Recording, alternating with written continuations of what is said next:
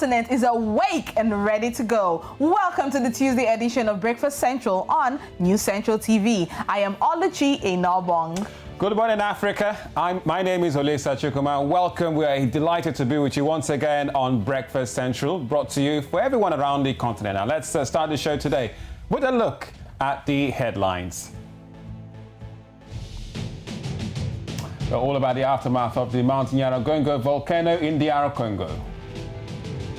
And we'll be going to Mali, where the mass protest leader named Mali Prime Minister. In Nigeria, the police boss has ordered the suspension of tinted vehicles. We'll tell you how.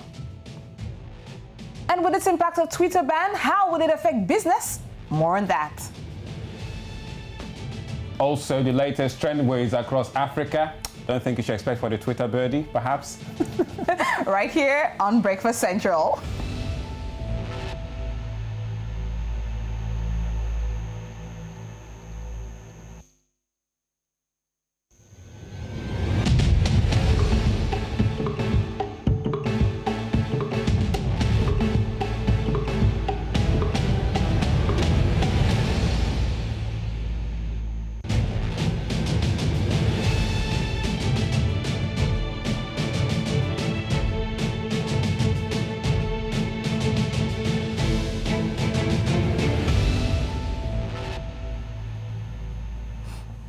Right then, you're watching Breakfast Central on a Tuesday, the 8th day of June 2021. Let's begin the show with our look at the top story, and it takes us to West Africa in Mali, where the interim president in the country, Assimi Goïta, has named opposition leader Choguel Mayaga as prime minister of his transitional government. Now, Choguel Mayaga is the leader of the coalition which spearheaded protests against the former president Ibrahim Boubacar Keïta, who was overthrown last year.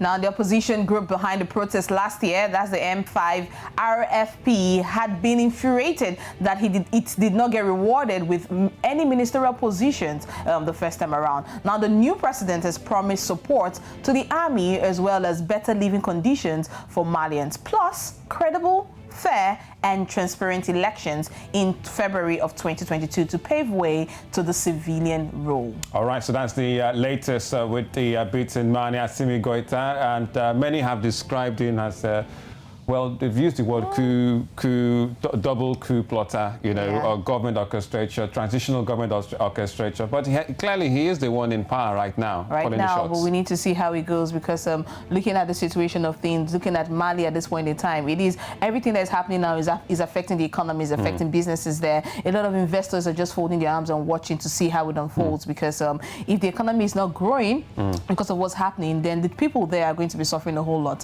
So at this point in time, they really need the peace that it can get. All right, so one question also is, perhaps is this part of a truce deal, or perhaps a negotiating tack by Mali's now, well, as he calls himself, president of the country, Assimi Goïta, now electing a prime minister who is from the opposition that was spearheading the ouster of Boubacar Keïta last year. Don't forget, Mali in the last 2 weeks has had a double suspension. They were suspended from first the ECOWAS Council bloc, which is West Africa, and then the AU, the African Union, also yielded the hammer on Mali. All right, let's just hope it goes. The next coming days will be quite peaceful, as we see the new leader who is named the new prime minister from the opposition party. All right, moving on from there, we are going to the Democratic Republic of Congo, where it has started a phased return of residents who fled Goma in the aftermath of a volcanic eruption that destroyed thousands of homes and threatened to overrun the city. Now, less than a week after the initial eruption on May 22nd of 2021, which just stopped short of the city's limit, some 400,000 people scrambled to leave when the government warned underground tremors could cause a new eruption or even trigger the release of toxic gases. Now, Mount Nyirangongo, which is Africa's most active volcano, suddenly erupted on the 22nd of May, spewing out 2 rivers of molten hot lava before stopping the next day. So we followed that story and brought to you. Also had one of our guests who is a DRC resident or perhaps citizen coming to give us some insight about what's been going on. So it looks like some people have returned, but the question is, what is the government doing in place for emergency systems, alarm systems, so that these things doesn't, when it will happen, if it does happen again, people don't get caught unawares? Now the committee, the group of people who are to monitor these volcanic eruptions, they came out and they gave their own explanation during a local radio interview where one of the directors came out and said categorically that the department was not being funded, and as at the time this eruption happened, they had no internet access. Internet access was just granted to them a few weeks or a few days prior to this eruption, so that was one of the reasons why they could not monitor and alert residents in that area. Also, another information still based on the interaction and based on the interview you had with one of the local radio stations in that region, international bodies who also contribute to making sure the department is well funded actually at some point had to take their hands off because of some alleged corruption that was in it as well. So now that department was not fully funded as at the time this volcano happened, and that's why the residents were not well informed ahead of time to flee from that area to avoid loss of lives and properties as well. All right, quite a huge population of Goma, about 600,000 population left after the evacuation last month. Some of the stories we brought to you, and they're really streaming back according to official sources. And even the military governor of the North Kivu province, that's General Constantin Dima, also said that perhaps schools will reopen on the 14th of June. The question is, perhaps, isn't that too early after such ash and molten lava leveled almost the city center of Goma? Well, there you have it. To continue to follow that story out there, mounting Nyirangongo in the DRC. You're also watching Breakfast Central. Let's take you through the review of the newspaper headlines across Africa.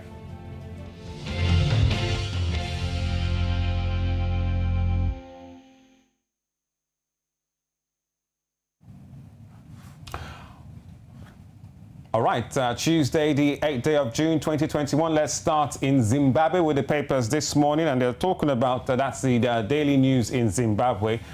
Still lots of mourning, you have to say, about the now passed away pastor from Nigeria, and that's one of the stories on the top there. It says, saddened, gospel sector mourns televangelist TB Joshua. But also the big story, quite political. Chamisa launches new coalition talks as Zimbabwe, as he prepares for looming 2023 elections, and Zim cautious on the J&J shots. That's the Johnson & Johnson vaccines. All of that and more on the front page of the Daily News in Zimbabwe. From Zimbabwe, we move to Liberia, looking at the front page newspaper this morning. And there you have it on the front page newspaper. In the former minister's case, President tells all that he says he can't interfere with the law. That's what it says. We are unable to save Samukia. That's what it says in the paper this morning. You can go to the front page paper for more information. Still on the front page, that's the Liberian paper. Fixing the CPP. That's what it says here. Leaders of the collaborating political parties meet to discuss differences and recent backbiting in the opposition bloc. It seems people are coming together for the better good of the country. More information on that from the front page of the Liberian paper. All right, so that takes now to East Africa, the Daily Monitor in Uganda, to see what they have for us on the front page. That's the picture of the President Yoweri Museveni. Now it's talked about cabinet list leaks. That's new faces vying to be for the Prime Minister pick. So you have lots of them, about lots of women, you have to say, and also an equal spread of men, a couple of young faces too, also featuring on this front page. It says the President Museveni yesterday told the National Resistance Movement Party caucus that the cabinet list was ready and he would start the announcement with Vice President and Prime Minister. The MPs approved the President's request to add one additional state ministerial position to increase number of ministers to 80 in the country. Well, we'll see how that one goes there. So here you have it on the front page of the paper in Uganda, the Daily Monitor. All right, the very last paper we have for you this morning is the Sowetan paper in South Africa. And the front page here, it has Soweto TV feud intensifies. It says fight over control of the community station heads to court. More information you have there in the Sowetan papers this morning. Also on page 7, it says penniless youth starts company. That's a good one. Penniless youth starts company. It's on page 7. Housing official killed for being honest. That's what he says. Housing official killed for being honest is on page 2. And in the world of entertainment, you have Songbird Helene scores BET Nord. Oh, that's a good one. It's on page 5 in the Sowetan papers this morning.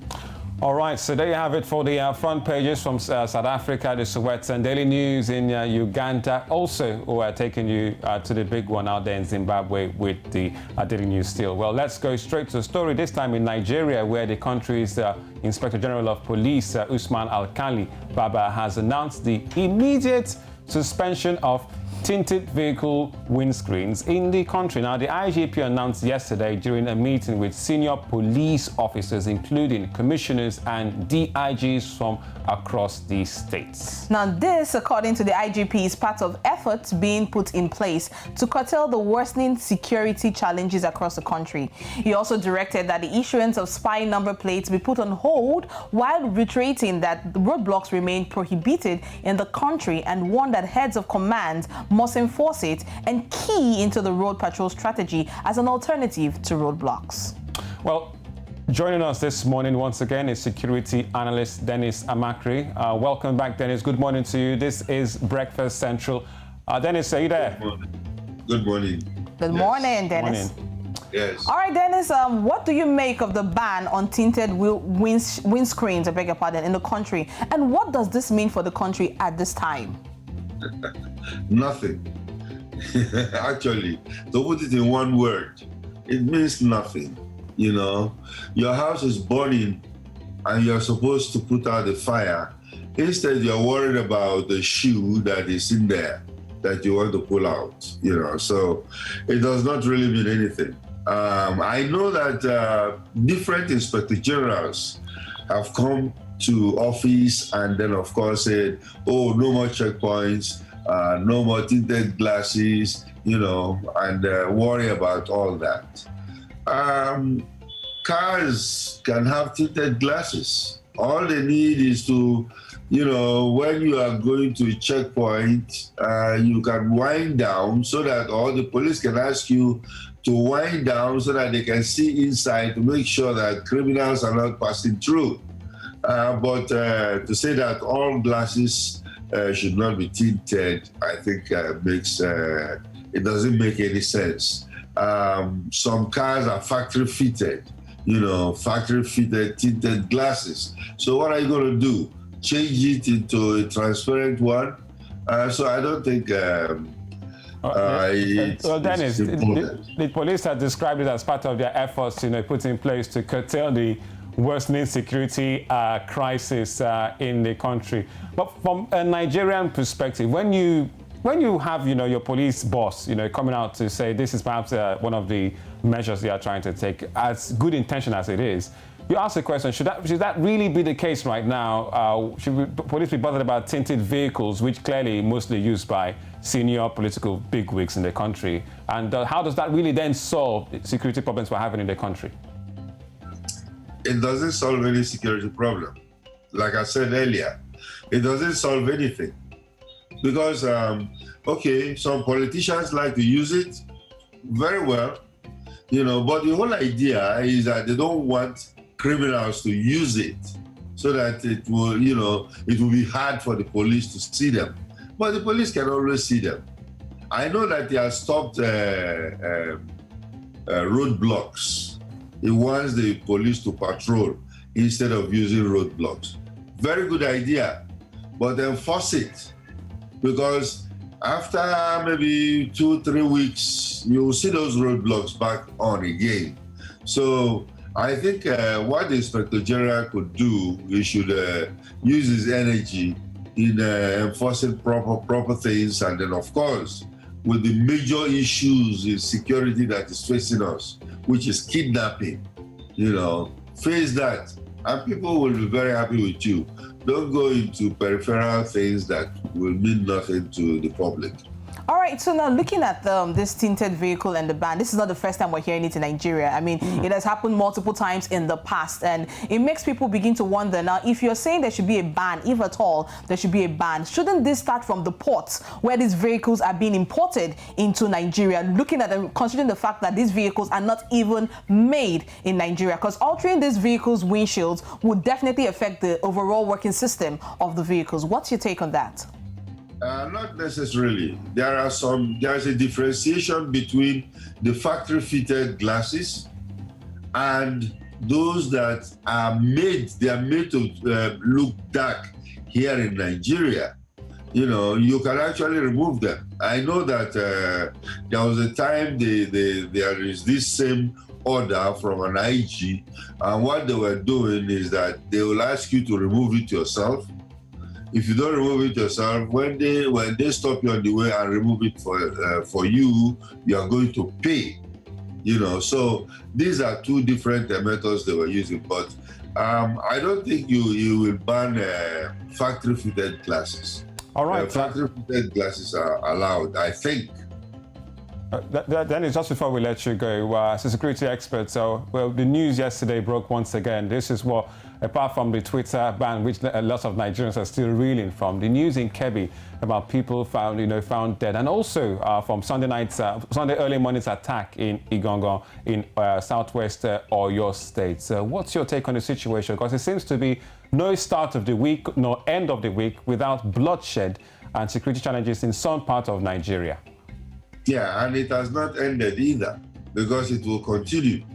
It will continue. This is a trend that has been happening, and we expect government to take the initiative in stopping it. This was the same reason why in the south they have Amotekun and all the other kinds of regional help systems. But as you can see, they are not helping much. They are not helping much. Because this is the time that, in fact, what happened in the Congo and in Paraguay was one that the Amotekun themselves would have stopped, but it didn't. And this particular gunmen, unknown as they are, should have been known by now and then stopped. But we keep on allowing the country to slide down, and then people will continue. In fact, I can foresee a situation where everybody really have to protect themselves, you know, against these unknown armed people that have been terrorizing the whole country. I mean, with what you just said now, looking at everybody needs to protect themselves, that begs the next question. Where do we go from here? Well, we will go ahead and protect ourselves. It is not that you know that it is not just using guns that protects us, because some people will say, if we're going to protect ourselves, why don't they allow us to use guns? You know, but that is not the answer. You know, people will protect themselves. And then, of course, with the agitations that are coming up, you know, we've said it before, there are going to be warlords all over the country. And the country is sliding into a civil war, kind of. You know, and if we're doing that, and if the government does not stop this slide, we will find warlords taking over certain parts of the country. You know, in the West now, you can see what Sunday Igboho is doing. And then, of course, the Democracy Day, June 12th, is coming up. And a lot of plans have been going on. Very, very terrible plans that will worry the fabric of this country. And then, of course, in other parts, you find out about IPOB. Okay, and then of course the North is saying, Northern elders yesterday are saying that, oh, if Igbos are going, let them go, we don't mind. All the Northerners living in the South should come up to the North. You know, these are things that we expect government to handle immediately, because this is a dangerous slide that's going to divide this country if we don't take care. Well, we'll continue to follow these stories. Clearly, many will say with the government's latest ban, even on social media, we all see where priorities lie. Well, thank you very much, Dennis Amakri, security analyst, for coming once again on Breakfast Central. We'd love to have you again, sir. Thank you. All right. All right. Okay, it's quite unfortunate, but I mean, you just mentioned June 12th, and we're 4 days away from June 12th. Let's just hope that that holiday will be celebrated peacefully, and a lot of Nigerians will. We really celebrate. It's more of a remembrance. We've put that day as Democracy Day. We've left the May 29th day and put it into Democracy Day. But there's so much really attached. So much sentiments. And so much tension at this point Yeah. in time, leading up to June 12. We're less than 4 days away. This is June 8th. June 12th is on a Saturday. All right. Still Breakfast Central on News Central. Lisa and Oluchi for you. Still to come on the program. African Report.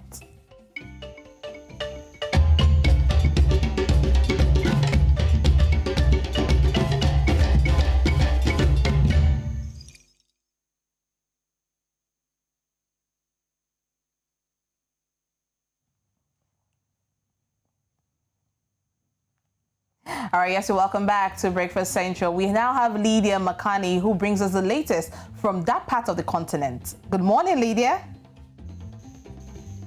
Hello, good morning. Hope you guys are doing fine. Good to see you today. Today's news. His Excellency Dr. Edgar Changwalungu has asked the Constitutional Court to dismiss the petition in which the Illegal Resources Foundation has asked the court to declare that President Lungu is not eligible to stand for the forthcoming general election, having been in the office twice is not eligible. Therefore, His Excellency Dr. Edgar Changwalungu has asked the court to dismiss the matter, which was supposed to be held today at 2 p.m. at the Supreme Court in Lusaka. Meanwhile, His Excellency Dr. Edgar Changwalungu said that this case is not on the merit matter. Therefore, he has asked the court to dismiss the case, while the Legal Resources Foundation and two others, Dr. Shawashawa, said that the president being in the office twice is not eligible to stand as the president again for the third term. This is in the matter that His Excellency Dr. Edgar Changwalungu took over from his the late president Michael Sata, and the second term of his own, and this is the third time that he is standing as the president. Well, in other news, FDD President Edith Nawakwi has joined hand in hand with the ruling party Patriotic Front that they work together in order to win the 2021 general election. She said this during the press briefing which was held yesterday. The president for FDD, Edith Nawakwi, said His Excellency Dr. Edgar Changwalungu means well for the nation. Therefore, she wants to work together with the ruling party. Well, it is for the court to decide, on the other hand, for the petition whether it will be held today or not. Well, that's what I had for me this side. It's back to you guys.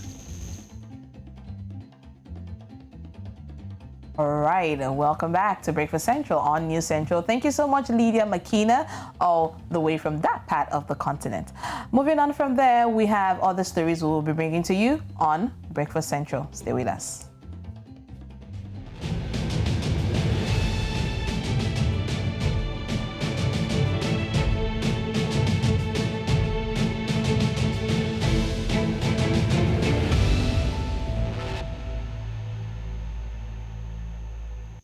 All right, you're still watching Breakfast Central on News Central. Don't worry, you can always reach us on social media. You can leave the bird for now, but we're still on Instagram, surely, and also watch us live on YouTube and StarTime channel 274.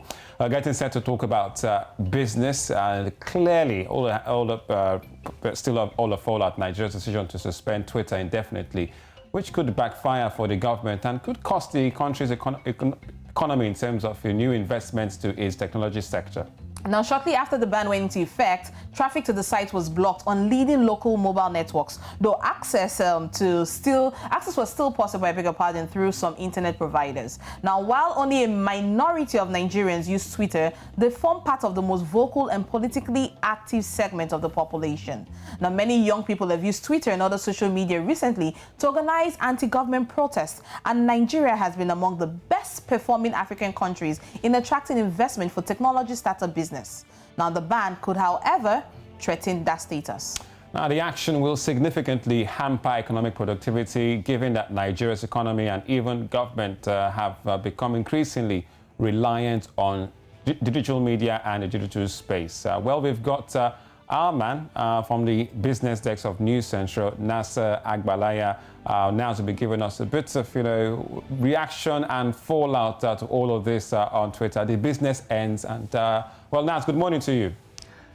Olisa, good morning.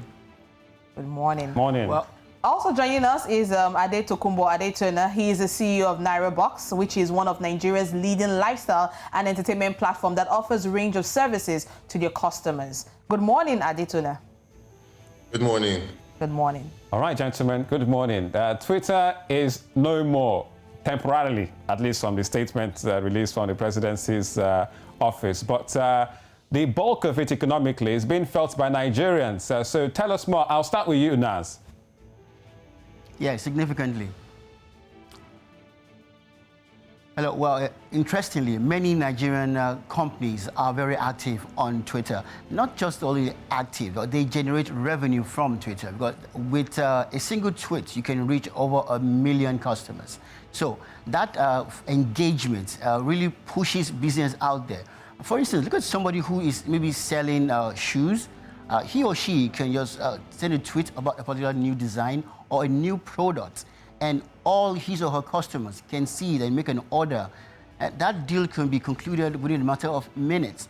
Now, all these people have been disenfranchised with this ban. It's not just about small business, even large corporations also have been affected. So the impact is really, really enormous.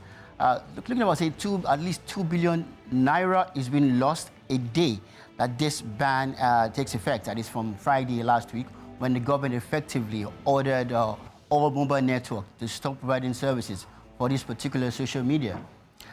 Incidentally, some people have been trying to circumvent it. They still keep their brands active by using virtual networks. Now, the VPN is still active in Nigeria as well as other countries, but it comes at a particular cost. That is the premium service, that is. But it is not stopping those who are using it, particularly those in the private sector. But as it is, us in the broadcast industry, we have been banned from using it. But people are still looking for ways to circumvent it, and even the government have come to terms with it. It is possible that within the next couple of days, there might be a reversal to this ban. All right. Okay. While we wait for that reversal to happen, let's talk to Adetokunbo now. Adetokunbo, let's talk about Nyirangongo and how this ban has actually affected what you do. Hi there. It's really interesting. So at Nyirangongo, we were Nigeria's first ticketing service for cinemas and for events. I mean, the effects of the COVID has impacted the whole country, the whole world really, and it's something that certainly we've had the opportunity to recover from. This year, we've had to innovate. We started a subscription service at Nyirangongo for cinema ticketing. So the first of its kind in Africa. Now, the next step is to get the word out there. And social media has given us that opportunity to spread the word about our business, about the things we're doing, getting people to talk about it, to trend. And, you find that there's a lot more people listening than people actually speaking, right? And I find it odd that there would be a ban on people listening to tweets. What's next? Twitter just started with Spaces, and this has given people the opportunity to form forums. Talk about what's going on, talk about different topics. And audio is a big space right now. I would have thought, if there were issues, they could be addressed individually. But the sort of approach of a sledgehammer to an ant seems to be the case. Well, you can really call it a sledgehammer, because we do feel, for businesses like Cuba, when you look at it, NetBlocks, which is tracks internet governance, estimated that each day Twitter shut down will cost Nigerian economy over 2 billion naira. So for online businesses, and this is to you, Adito Kumbo, where do they go from here? Where do they go? Is it just VPN? Is that it? Well, I mean, I'm not sure VPN is a solution. The reality is the fact that people are looking for alternative access points is an indicator of just how important it is to the Nigerian public, right?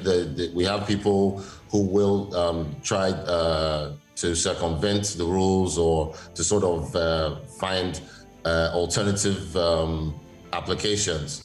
But you can't stop the word from being spread. You can't. It's a tool. It's not the actual. It's a means to an end. If I want to share what my business does, I'm going to find a way to do it, with or without Twitter. Trying to control the medium, I think perhaps is not the ideal approach. All right, now looking at the statistics, if we can have the statistics up again, looking at the statistics, I beg your pardon, in terms of Twitter, it's a tongue twister. All right, so from the survey, it says about 35% of Nigerians reportedly use using social media service to get news at least a few times a week. Now, it says men were marginally more likely to use it than women. Now, it says men use it, the percentage of men is about 39% versus 31% for the women. Also, it talks about the young people. It says more young people use it. About 46% between the ages of 18 to 25 years of age are fully involved in Twitter, as against 8% for those who are over 65. Now, the rate of weekly access is higher for Nigerians who live in urban areas. Now, if you look at that in percentage, that's about 54% versus 18% who are using it from the rural region. Now, this just shows how active Twitter is in Nigeria by Nigerians. We are talking about the consequences now. We're looking at it just as my co-host said, Olisa, he talked about using VPNs as an alternative. You came out at it, Tukumba, you said it might not just be an alternative per se. People are looking at VPN as a big opportunity now for them to cash in this at this time where we can put it quote unquote lockdown. But what other concern do you think we should have in terms of the safety of some of these VPNs? I mean, a lot of people don't probably understand the technology. Probably just heard about VPN for the first time, and may fall prey to free VPNs. I know a lot of there's nothing free in the world. A lot of these VPNs, when you download them and accept their terms and conditions, which nobody reads, you've given them access to data that you probably don't want to, right? And some of them you don't know the developers. If it's a legit business or it's just somebody that you has access to your personal data, which could be used against you. So obviously a lot of dangers there. So there might be a few stories of people falling prey to bad things. Yeah. All right, Adito Kumba, thank you very much. And we still have business desk editor Naz Agbalaya. Naz, before we go, well, businesses, industry, small scale, large scale, broadcasters, everyone that has a business, profit or not, even NGOs, can't access Twitter in Nigeria right now. So, Naz, are we going to recover from this anytime soon? Economically? We will definitely, but it will take some time, because we know that to get a fan base, that's to get Twitter followers, take some time. And a good number of people will tweet, engage people. So this follow period for those who are not able to come online and tweet using the VPNs, yet it's a period where they may lose a lot of followers. It could be in the hundreds or the thousands. But by and large, after the ban has been lifted, it is possible to re-engage people and continue the conversation. But apart from that, using VPN is something which we need to be cautious about, because there are many good ones and there are many fake ones, which, of course, like Tokunbo mentioned, would leave you prone to being hacked because as you're giving them details of yourself, particularly your password, you're giving them access to yourself. And but for those who use the generic password on all their devices, it is a big problem. And also, before you use any device online, check carefully the ratings, the comments, and also try to deactivate those apps. You don't allow them to have full access on your device. Okay. At least that safety tip will keep us safe to an extent. All right. All right. Interesting times with no Twitter, and if you want to use Twitter, use VPNs and all that. Well, thank you very much, Adetokunbo Adetona, CEO of NairaBox, and to our business editor, Nasa Agbalaya, for coming on Breakfast Central. Thank you, gentlemen, again. Great to be here, guys. Thank you. All right. Thank you. Wow. Okay. Wow, it's quite unfortunate because a lot of these businesses they operate online. They don't have physical stores. Now with the ban, especially the ones that dwell so much on Twitter, it's going to have devastating effect on them, even if it's for just 24 hours. I remember one time when Instagram went down for 24 hours, there was chaos. Chaos in the MSME world, which is social media influencing. Yes, there's a lot of money spinners. Even Twitter would be owing because a lot of people would have sponsored their posts on Twitter and right now and campaigns. And campaigns, you know. I mean, I understand Twitter is trying to calm a lot of their clients down, trying to let them understand that look, we're still in talks with the government of Nigeria, and something is going to pave way very soon. There needs to be a compromise somewhere. It's huge ramifications. Twitter's largest audience in Africa, clearly. No way, only VPNs. All right, well, over the past couple of years, Nigeria has witnessed increased number of violent attacks ranging from armed insurgents, herders, farmers clash, terrorism, and the list goes on. But there seems to be perhaps a messiah that's come. Well, a man in the United States of America has revealed that he has the solution to the insurgents that has carried out deadly attacks in the northern part of Nigeria. Now, could this solution be what we actually need? Let's take a listen to him on Who Said That, or Who Said What, as it were.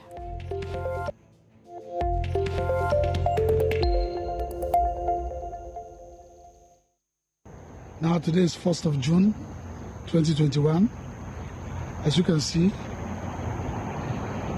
this has just been donated by some good Samaritan, and I'll be bringing it down straight to Sambisa Forest to clear all these bandits, Boko Haram, IPOB, ESN,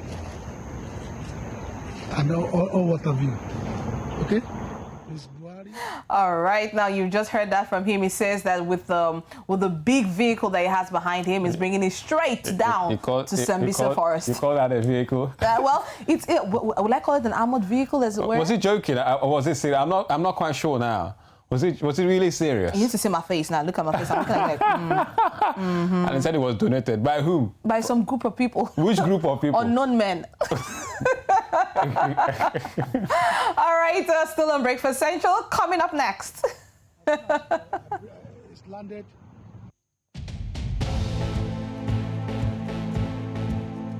Right, so we'll take you to the trends across Africa. And Onjabo knocked out of the French Open. No more African. And we'll be showing you programs to watch on News Central.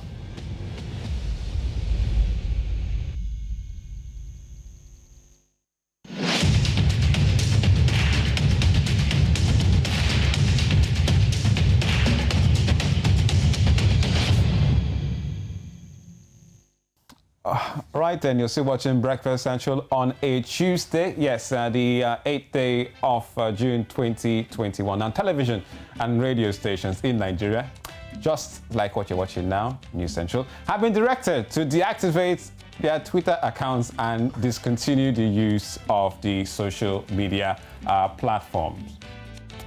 All right, and of course, it's one of the trending stories we have, and we have Elizabeth Musa, who is here to give us all the details and trend wave. Good morning, Elizabeth. Good morning, Oluchi. How are you this morning? Good morning, Olisa. Good morning, Liz. We hope you've deactivated your Twitter. Yeah. according to the law now. I'm speechless right now because these are really tricky and sad times for us as Nigerians, because having to, have a ban on the use of Twitter. I'm sure you people have had to talk about this conversation since Monday. It's really a heated topic because it speaks so much about our inability to have freedom of speech, our right to speech and everything. So many things are happening at this moment. As you can see, I don't even have anything to bring for you because it's banned in Nigeria, and I'm currently in Nigeria, so we cannot even access that platform for now, for the time being, till, you know, the government decides to, you know, lift up this ban from social media. However, I'm told the reports that the hashtag is hashtag keep it on, where people are actually clamoring for the use of social media despite everything. You know, people are, you know, fighting for their rights, fighting for their ability to make use of social media and just to keep the conversations going. So that's the hashtag keep it on. And there's a video that's actually circulating of artists where they were talking about the current issues and how the government should actually, you know, be discussing about these issues as opposed to, you know, talking about banning social media and the like. So let's just take a listen to this video. I have videos, I have songs, I have performances I want to post on Twitter. I can tell somebody in America or the UK, give them my password and they post for me. Will you come and arrest me in Nigeria because of that? This is one of the reasons why I say we need to be thinking about things before we take decisions. We need to think. Twitter is not our problem in this country. We have a lot of things that are our problems, but Twitter is Twitter is the least. We should be ashamed of ourselves that we're talking about social media. We're talking about social media in 2021, while the world is moving on with so many great things. What do we have to be proud of in Nigeria? What do we produce? What do we produce? Nothing. Nothing. Somebody came up the other day and said our technological breakthrough, Kilishi. Kilishi is our technological breakthrough. Another man who has forgotten his name. That has been built in this nation. Thank you. 30 years. Said that Kilishi is the technological breakthrough. So there you have it. That's that video. That is a popular rugged man actually, you know, chiming into this situation as that, you know, the government should actually focus on very much more weightier issues as opposed to social media banning. And I don't know what you, Olisa Oluchi, I don't know what you have to say about this. We feel sad because seriously, the essence of Trendwave itself is, you know, having trends. And if you can't access Twitter, if Lizzie cannot access Twitter, if News Central can access Twitter, then you know, there is no Trendwave. We're all feeling the pinch. You know, I think personally, for those who follow me on other social media platforms, I've made my stance very clear. But unfortunately, I feel for, you know, the freedoms of Nigerians, basically. It's a clamp of freedoms. But I'm quite hopeful because, I mean, right now there are certain terms and conditions that are being released from the federal government in terms of if at all this ban will be lifted, certain things need to be put in place. So I'm quite hopeful that the ban is just a short term for a greater goal. The government itself has Twitter accounts. How about the ban on media houses who make use of Twitter? How about that? Well, that's another kettle of fish, to be more precise. You showed us excerpt from the NBC directive banning radio and TV stations from, in fact, they actually said deactivate our Twitter accounts. And all I have to do is do All right. Well, anyway, thank you very much, Liz, for this one. Don't worry, Twitter will come back. You'll be back for trend waves, you know. Yes. But you can move to Instagram, Liz. You know, obviously, TikTok. Definitely. Move there. Give us challenges. Know how we do it. All right. Thank you. Thank you so much, Elizabeth. All right. All right. Still to come on the show today.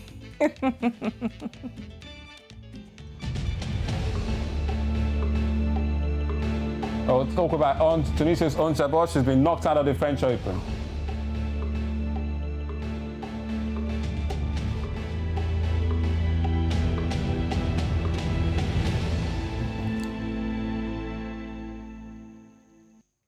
All right, so let's give you some bit of sporting headlines. Sad one from an African perspective. Tunisia's Ons Jabeur, she's 25 years of age. She's been knocked out yesterday by America's Coco Gauff, who's 17 years of age, in straight sets in the French Open played in Paris. So Tunisia's Ons Jabeur has been knocked out of the fourth round. She's done well. She had the first victory in the first round, went to the second round, went to the fourth round after the third.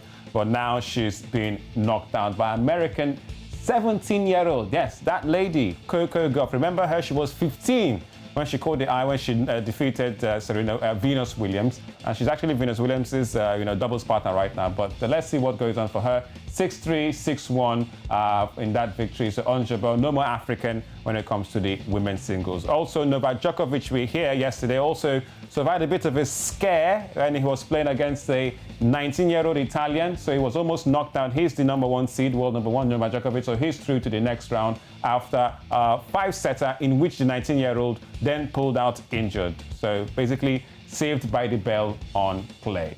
So there you have it for the results. Novak Djokovic is through against Lorenzo Musuti. There you have it. And Rafael Nadal also through, and Diego Schwartzman beating Jan-Lennard Struff of Germany. Women's results up next for you right here. Iga Swiatek, defending champion, she's through. Corey Goff, they call her Coco Goff. She's knocked out on Jabeur. Maria Sakkari also through, defeating Sofia Kenin, and Sloane Stephens also knocked out by Czech Republic's Barbora Krejcikova. 6-2, 6-love. There'll be more results when it comes to sports on In the Game later at 10:30 a.m. All right, before we go on the show today, here are some shows for you to look out on News Central TV today.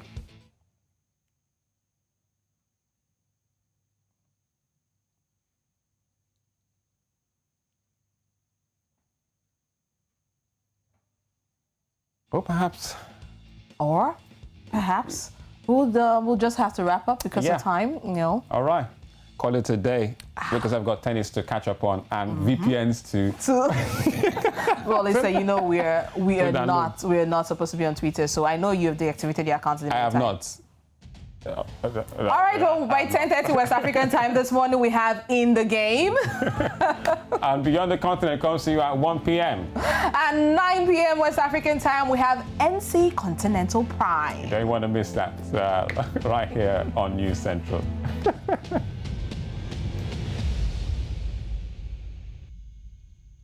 All right, so that's Tuesday's edition of Breakfast Central today, Tuesday, the 8th of June, 2021. Thank you very much for watching the show. Olisa and Oluchi will be with you again tomorrow. Yes, without our Twitter handles. Until then, bye-bye.